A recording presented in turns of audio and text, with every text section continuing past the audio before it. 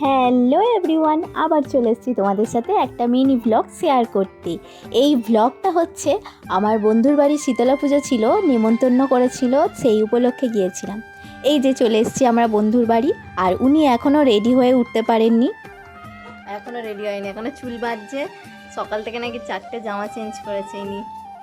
দেখো দেখি, আমি 7:30টার মধ্যে রেডি হয়ে চলে এসেছি, আর এনার এখনও রেডি হওয়া হয়নি, এখনো সেন্ট লাগিয়ে যাচ্ছে। কখন বেরোবি তুই, কখন বেরোবি?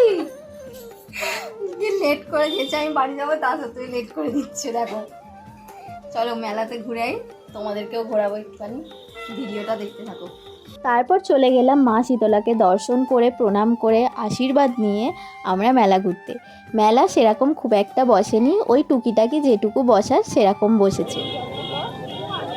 মেলা থেকে একটা জিনিস কিনেছি, কিনবো এইগুলো কিনবো, পায়ে পড়া।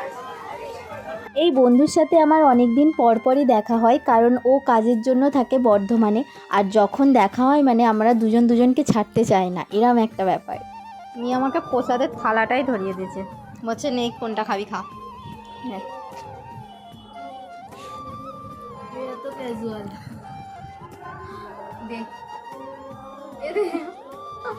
উঠলো।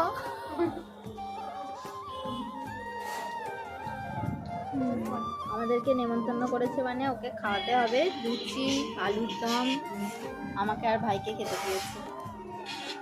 তারপর আমরা ওখান থেকে ওকে বাই বলে চলে এলাম বাড়ি। ব্লগটা যদি তোমাদের ভালো লেগে থাকে তাহলে লাইক, কমেন্ট, শেয়ার করতে কিন্তু ভুলবে না।